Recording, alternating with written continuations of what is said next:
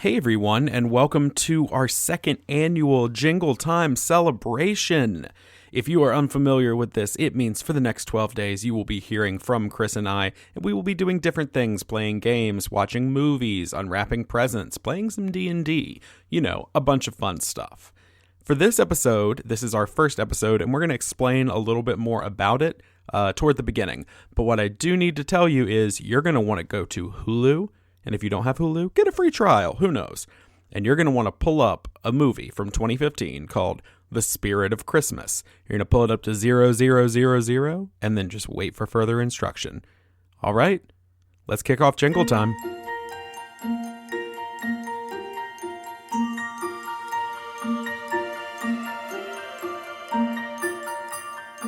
Hello, everyone, and welcome. Welcome to this. Welcome to the event of the century, I would say. Millennia, maybe.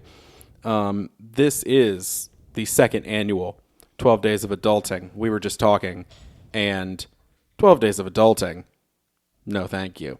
We did that last year. We're going to change things up. So if you listened to our event last year, we did a D&D campaign. It was a lot of fun. And it took place in a world called Loru. And within Loru, there was a holiday celebration that was open to anyone of any race, creed, religion. It didn't have any ties to that, and that was Jingletime. And so this year, we've decided we're going to start celebrating this as our annual Jingletime celebration. So these are the 12 days of Jingletime. And we're just going to celebrate. If you are unfamiliar with this format, welcome, first of all. Go back and listen. God, come on. Anyway, you're just going to stay silent. Bah, humbug. Okay. Steven, I'm not in the Jingletime spirit. Why are you not in the Jingletime spirit? I don't know. I'm a cranky old man and my prostate doesn't work. Okay, well, I'm going to tell them about what this is, and then I'm going to get back to you.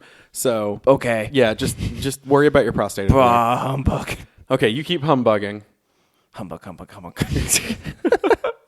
So if you are unfamiliar, this is, the way that the 12 days of Jingletime work these are 12 episodes that are released every single day leading up to, what is it, New Year's Day? Yes, it's New Year's Day. We like to ring in the new year. Sorry. With a celebration of Jingletime and just a holiday cheery spirit. And so the way it works, every episode comes out every day, and you don't have to listen to every episode, by the way. If you don't want to, that's fine, but we're going to be doing some different things this year and kind of mixing it up. So there are going to be some multi-part episodes, some one-off episodes, bah humbug, things like that. And so it'll be a lot of fun. So you are here on the first day of Jingletime, and on the first day of Jingletime, we are starting a 3-part episode series. Bah humbug. Oh, Christopher, what is wrong? I don't know. Maybe this 12 days of Jingletime can keep me in the spirit, because I'm just not. Why are you not in the spirit? I don't know. Do you need? I haven't thought this far ahead into this bit. So okay. Do you need me to bring in the spirit of another holiday? Maybe that will help. One of the holidays that is celebrated around the same time of Jingletime? I'm lonely in a romantic sense. So you think there's anything that could be done? Yes, I do. What would you think of watching a movie with me? A Christmas romance movie. Oh, bah humbug. Bah Raw humbug. Whoa, God. So what we're going to do for the first 3 days of Jingletime, we're going to watch a movie together. All of us. Not just me and Christopher. All of us. So the way this is going to work, we are watching the great Mara Vista's The Spirit of Christmas. Now, this film, just to give you a little bit of an overview before we get into things, we watched it last night. And we're watching it less than 12 hours later. And we're both we horny for this one. We're very excited to watch this again because it was the greatest holiday film I've ever seen. So what this movie is it's about just a high power lawyer who is just too in love with her job. To be able to really be in love with anything else. Exactly. She's forgotten how to love. And so she has to go appraise this house. Been there, sister. I know, right? About the praising, not about the other part. Oh, okay. She has to go appraise this house. Yeah, just got to go appraise it. And the beginning of this movie is weirdly like technically legally accurate, and it's just it's almost like, why is that necessary to prove your point? Yeah, it's super weird. It's a great movie though, great film. Y'all. It's actually it's really not. Yeah. So it's called The Spirit of Christmas because when she gets to the house, no one wants to appraise it because of the ghost. And this is the moment where Chris became very scared and didn't want to watch the movie. But I said, I didn't. Christopher, we're going to make it. And so Chris and I and his wife sat down and watched The Spirit of Christmas. Spoiler alert, things get sexual. Things get real sexual, and that was just... That's just between me and Chris and his wife. Yeah. But no, yeah, the film... Oh, yeah, that did not really... I didn't communicate. It was about the movie in particular. Yeah, spoiler alert. Last night was weird, y'all. No, so, okay, The Spirit of Christmas, she falls in love with a ghost, y'all. She tried to fuck a ghost. Anyway, so if this is... ghost parts. In his ghost parts. His nether worlds, if you would. I don't know. He might not be in hell. Who knows? Who knows? So anyway, also, if you're listening... or his butt. Sorry, that was so stupid. I thought you were going to say he wanted to see her boobs. That would have made way more sense than what I did. Also, if you're listening and you're like, why is their audio quality different? It's all over the place. That's because we're in the same room, which never happens. Same room. Y'all are with us here today in the room where it happens. So, well, the only thing I think we need to tell is you don't have to watch the movie. We're going to do everything we can to narrate it for you. Yes, we're going to be narrating the movie. But what we are going to do is if you do want to watch the movie, it is available on Hulu. Maybe on YouTube. I don't know. We didn't check. Yeah, you can probably find it on YouTube as well. I think it was 2015. Sign up for like a free trial off a random email. Yeah, get a free trial on Hulu, and then watch The Spirit of Christmas, and then never pay for that shit again. No, I'm just kidding. I love Hulu.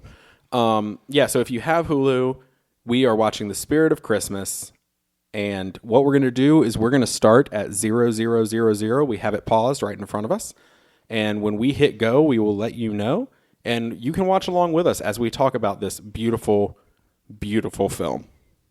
So... yeah. I need to turn the sound off so we don't get sued. I just realized, you have headphones in, so you're going to listen. I'm going to listen just to make sure that we have one person that isn't missing out on any of that beautiful dialogue. Well, specifically, as we're going to see, the dialogue is one thing. It's the delivery. At times. It's especially important. Absolutely. Well, okay, so we are at 0000. We are watching The Spirit of Christmas on Hulu, made by Mar Vista Studios, who makes every bad Christmas movie ever, apparently.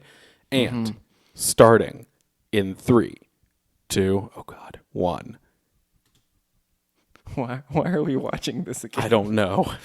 And here's the beautiful Mar Vista logo we're watching. I feel like we're announcing a football game, like I'm the play-by-play and you're the color commentator. That's what's going on. So, okay, we pan up to a man walking through the woods. Oh, notice what he's wearing? This is a spoiler for later. Oh, my gosh. He's wearing a beautiful, It's not a fedora, but it's kind of a fedora. Y'all, here's one thing I need to tell you about this. Oh, heavy breathing. Is what it is. This dude is a sexy man. Yeah, he's a piece. Y'all. I mean, it's one of those things where you are not expecting how sexually provocative he's beautiful. And he's looking at that pocket watch. That comes up later in the film. Look, there's so much foreshadowing in this scene. It's brilliant. Now he's just staring at a house. This is supposed to be in what, like the 1900s, though? No, this is like the late 1800s. No, yeah, you're right. It's early 1900s because it's Prohibition era. Yeah, I don't know. Here's the part where Lily, oh no, and this man is chasing a woman out of the house onto the porch. And here we pan up to our handsome boy just staring. Oh, he's staring at the porch, and he sees the woman, and he smiles, but then he sees the man behind her. And there's the look that he will continue to give for the whole movie. The entire movie. It is his one look, so to speak. Yeah, the actor is very one-dimensional. Oh no, they're hugging. The man and the woman are hugging. they must be in love. You can't hug a woman if you're a man, or a man if you're a woman, and not be in love. That's true. He is trying to distinguish himself as, I'm shocked. Yes. But instead, it's just that same face. Yeah, it's the same. Oh, shit. I forgot. Oh, damn. And he was just hit in the back of the head, and Like, now he's bleeding out in the snow. Oh, I forgot about this. This is a weirdly long scene of him just Laying in the snow, laying dying. in the snow. Like, it's a solid, what, like 10 seconds? Yeah. And now, Mar Vista Entertainment presents. Now we're in, like, He's dead, dong, he is dead, do, he is dead. the spirit of Christmas. No. We don't know that that's her brother yet. You've spoiled I'm foreshadowing. everything. I'm Oh, foreshadowing. okay. That's what I'm doing. There's a beautifully painted set of wise men. An old statue of Stonewall Jackson. I don't know who it is. Oh, I didn't realize this was, for some reason, I didn't realize this was as, wait, is this Boston? Yeah. Oh, I forgot about because she works in Boston, but she keeps like going up to the inn. So I don't know. I wonder where that So right is. now we're just panning to shots around the town. Now we're entering a restaurant. So I forgot about this scene. Oh, God, this is an awkward scene. She's sitting at dinner with this gentleman. He grabs her hand. Ah, yes, you're amazing. And it's this beautiful moment, but I immediately knew what was happening. He's breaking up with her. So y'all. let's talk about this. There's got to be a better way to break up with someone than to compliment them a million times so they think you're in love with them, and then say, but I know somewhere deep inside you there's a woman capable of great love. That is like shady as hell, man. That's a hell of a line, but I don't bring that out in you, and I never will. That's, oh my God. And he's just told her he's breaking up with her, and she said, thank God. She thought he was proposing, and now she's happy. Drink all that wine. And then she turns into my ideal woman as she just chugs the wine, eats a bunch of bread, and like slouches back in her chair.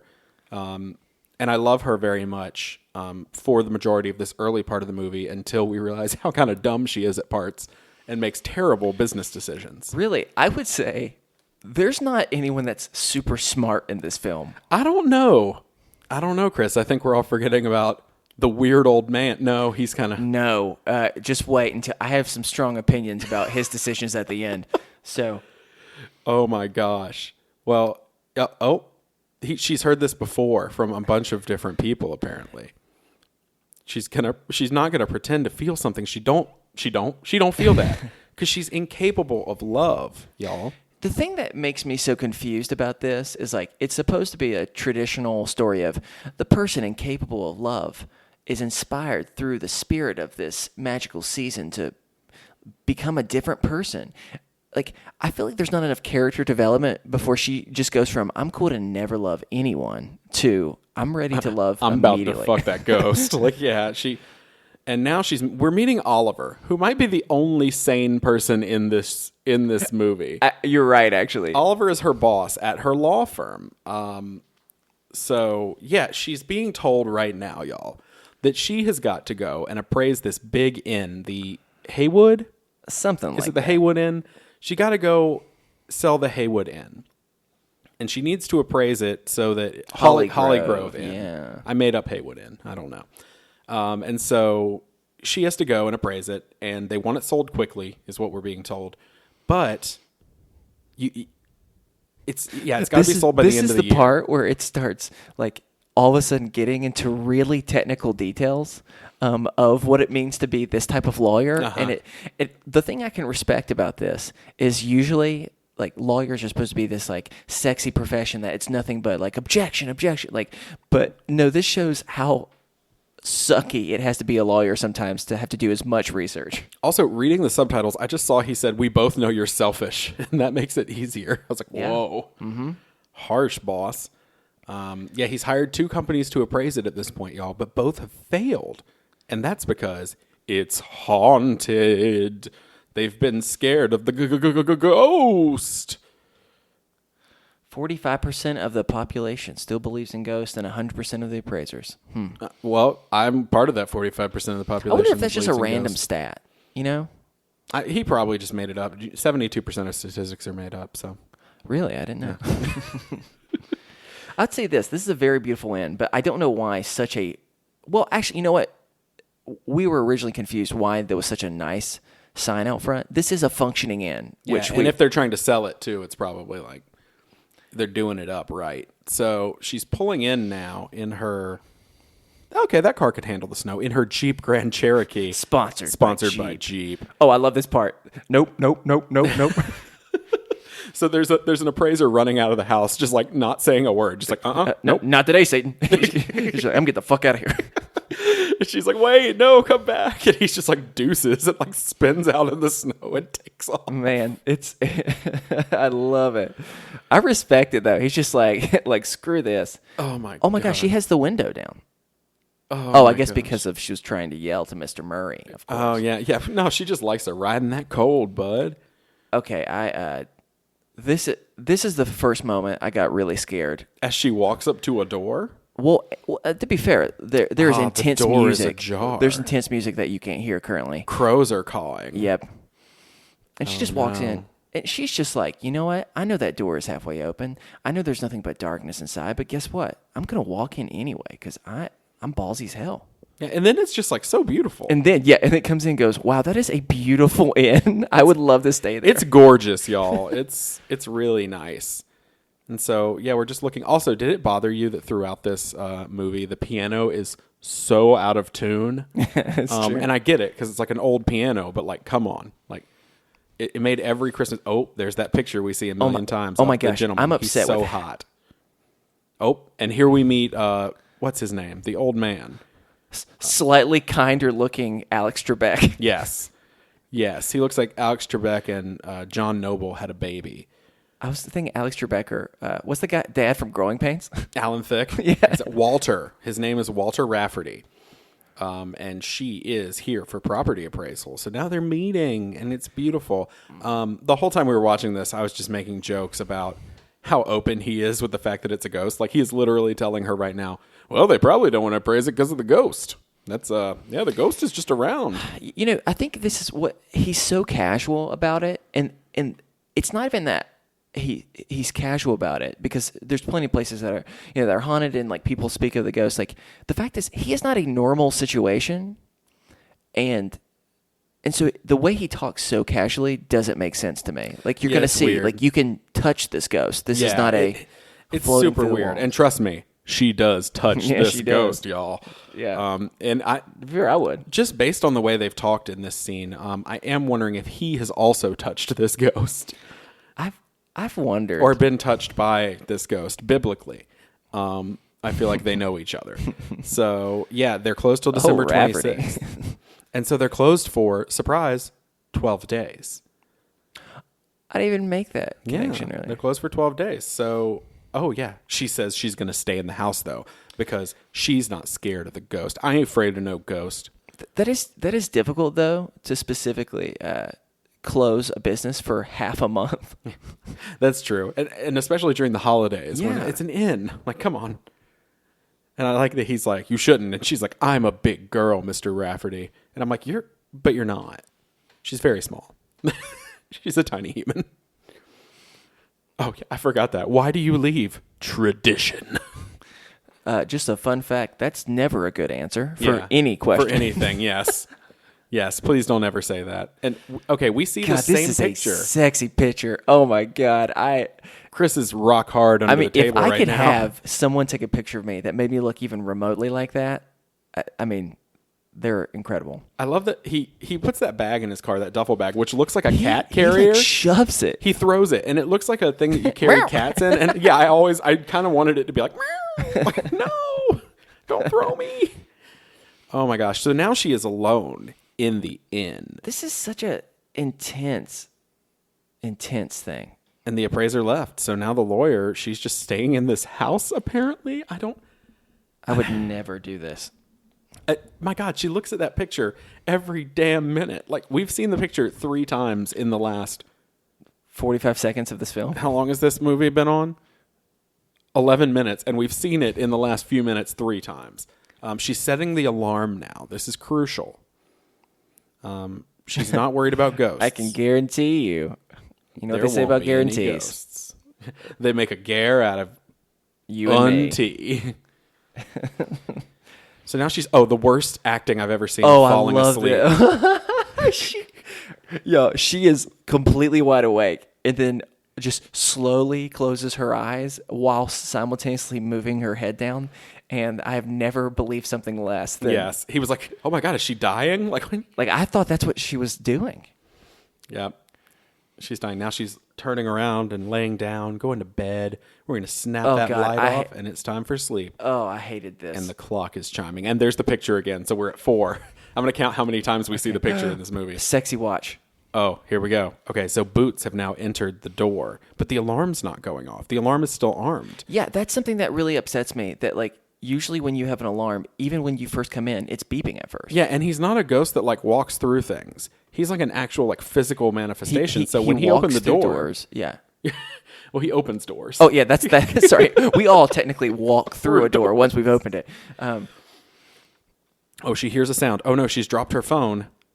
Which I dropped my phone at the exact same time she did, and it was kind of a weird moment. Oh, and the door has swung open. Okay, Chris is running out of the room. Also, I'm really upset. Something that I'm going to just say a lot through this film is how often there are so many lights on throughout this inn. What a waste of electricity. Like, yeah, they are. Like, to be fair, I get it. If you think there's a ghost, then you especially want to have light. But also, what is this weird crack that's in the wall the whole time? Because if this is an operating inn, that looks real bad, y'all. I don't think that is a structurally sound building. Yeah, no, it doesn't look good. I'm actually good. Concerned. Also, why is there lights everywhere in this house except for this one place? There he is. There he goes. She's walked around. Oh, and there's that vase. Yo, we have to talk about this vase. This vase is structurally sound. Yes. Like, this thing is almost made out of... Essentially, what has just happened? A bird bath material. Yes. Cement. Yes. Like, she turns around and sees him there, and he says, "You're trespassing," and then a vase falls off a shelf and hits her on the head. Now she's waking up under a very cozy-looking quilt. Well, she's also laying on this very weird love seat in a weird way, as we find out later how small this thing is. Yeah, she's kind of laying off it a little bit. And now the piano is playing the 12 Days of Christmas. Oh, do you also get it? That, like, she was hit in the back of the head, he was hit in the back of the head. And now she's dead too. No. Like, now they're just like connected in some way. She's not dead. Spoilers. I thought maybe this whole thing was like in her head. It would have made sense. Died. It would have made sense, right? I mean, you're with me. This also becomes a thing that happens often where they walk into a room where the person is playing. No, specifically a person is facing away. There's a dramatic turn, and every time I'm afraid that they'll have no face. They're not going to have a face when it turns around. How's your head? Sore. Understandable. I should just do the whole movie. Or we're just not going to reenact. Well, you appear, thankfully, no worse off, which means you can leave. And you should at once. So essentially, he's real weird about this. Like, you shouldn't be in my home. You need to leave. She's like, this is not your property. He's like, a man could not trespass on his own property, Miss. I'm also upset. I'm specifically upset by how nicely... Oh, shit, I forgot about this. He picks her up like a linebacker hitting a running back and just carries her out the front door. Here comes my favorite part. He puts her down on the porch, and now he's walking back in. Okay, here it comes. Are you ready? Do you remember this? I do. He's going to close the door, lock it. She's going to stand at the door and beat on it. Now he's opening it up again, and he throws this blanket at her face. Like, take your blanket, lady. I will say this, though. That's considerate. It does look like a cozy blanket that may have been made by like a grandparent or something. Mm-hmm. So like, and now the police officers are here. Okay, so here's the sheriff, who doesn't have this voice, but I really want him to be like, "What's up with yous, huh?" Like, hey. I mean, this is technically Massachusetts. So I saw someone. He hit you. Oh shit!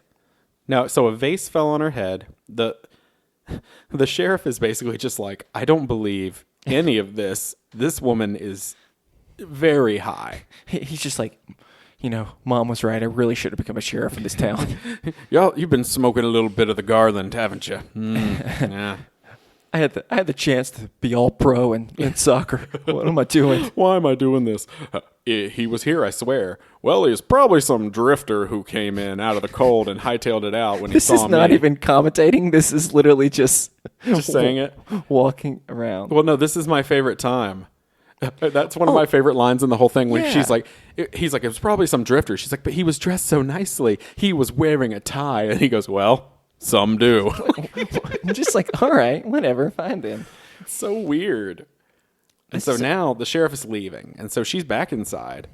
And And now she's just going to wander around. Here comes again. She's arming the alarm again. The beginning of this movie is so ridiculously bad because it's just the same scene like 3 times. Yeah. But they really make sure that they do everything as accurate as possible, from legal proceedings to arming the alarm. Oh, yeah. Here comes the part where she is in the bedroom. She locks the door with the key. And now she's going to go in the bathroom. Yeah, she's going to make a big number 2. Oh, no, she's going to get made up for the ghost because she wants to take the ghost to Bonetown. And she is doing this like really sultry look, yeah, and she brushes her hair once. Yes, like, exactly. Like literally takes one. And now, shit, I forget about And now he's in the bedroom, and he says, "This is my inn. I have all the keys, including the one to that bathroom. I saw what you did in there." No, he didn't say that. I know what you pooped last summer. And now she's got her phone, locking herself in the bathroom again, and we will see in just a moment she has called the sheriff again. I want to talk more about how, if this guy's from the 1800s, how did he get such a sick high fade? Yeah, no, for real. / he is so groomed on his beard. Mm-hmm. He has no neared at all, no neck beard, just hard cuts. And it's I have a good. neared right now. Yeah. I mean, me too. Yeah, you do. It looks bad. It does. So, yeah, apparently at this point, the sheriff is really not believing her. He's very upset about this. We get this creepy angle of someone watching someone through the floor. Now he's making fun of her about him being a ghost. It's very, very quality. And he offers to stay with her, which is either nice or creepy. A man was here. Yeah. I'm really glad that they didn't actually include that in the film, since they're so, like, they focus on accuracy. So it's like every lock, oh gosh, he comes here, proving that he knows how to just work. Arm alarms, yeah. Well, all those alarms that they had back in the 1910s. And she's trying to convince herself like it's all in her head, but it's not. Because he's really there, y'all. He's really there. And then he asked that philosophical question, what is real? I've been thinking about it ever since. Yeah, I know. I've been focused on I couldn't sleep last night. She's getting angry with the house ghost. She's yelling. Okay, I wonder at what point she realizes that this is real. You know? I mean, the whole time. That's 5 times we've seen the picture now. Yep. Oh, God. And then the old man Walter appears. Here's the thing. Alan Thicke is back. How many times in one movie can someone appear and startle someone? Oh, that's a whole different watch we need to do. Yes, we should. We'll watch it again for the last 3 days of Jingletime.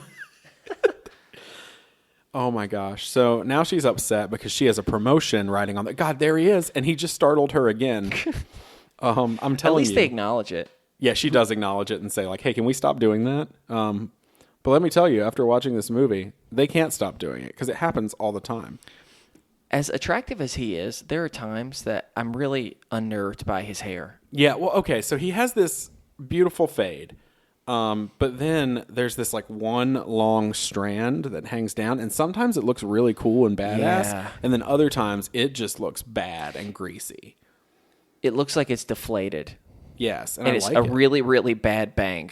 Just one bang. Also, for about 30 minutes of this movie, if you're watching, he is eating an apple on and off. Just like, and I don't know, is it the same apple? Because it grows in size. But never like an apple in the normal sense. No, he's very small pieces. Yes, and he's cutting it with his knife into small pieces and then just eating it. Which is, of course... he invented apple slices? Oh, my God. The spirit of apple slices. Oh, my God. It's all about... That's what this movie is actually about, is the creation of the apple slice. This is the part where he's like, I've been cursed. And so we find out that he's been cursed to appear for 12 days. And he's every year. He's real. This is when we find that out, too. Like, you can touch him. He's physically there. And he appears every year for the 12 days leading up to Christmas, and at midnight on Christmas Eve, he disappears. Also, why? I don't understand why he's leading her to prove this point by, like, he literally is forcefully grabbing her hand. Yes, because he's going to prove he's a ghost.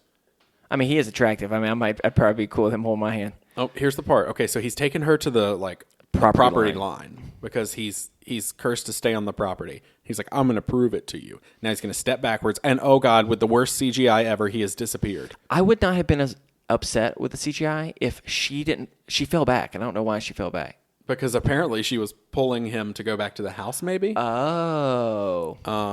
But why would she be pulling the man that she's scared of to go back to? Oh, now she's air patting. Yeah, she's patting the air to see if he's there, like he's some sort of wispy fart. Dramatic turn. And now, what was that weird little half smile she gave? She's running back to the house. She looks like Martina McBride. I just realized. Oh, Martina. Oh, and there he is sitting eating another apple. I assume because it's bigger. But he doesn't. He's mad. And here's where he eats his daily meal. Which, just so you know, he eats an entire turkey and some grilled cheese like every meal. Yeah. How does he keep so trim? He's so beautiful. I just want to snuggle with him. Did they have chicken vindaloo when you were, and now he's walking away? My favorite part is like he's upset because she's clearly talking about him. Near him, so which I can't blame him for. Yeah, but like he moves away from her in the same way that Chris and I are across the table from each other. And if I was mad at Chris, I would just move over one seat and be closer to him. Yeah, it's like it doesn't make sense. Of course, you can still hear them. You didn't go anywhere. He's like, I can still hear you. I'm gonna eat my turkey. Oh my gosh! So now I love that line.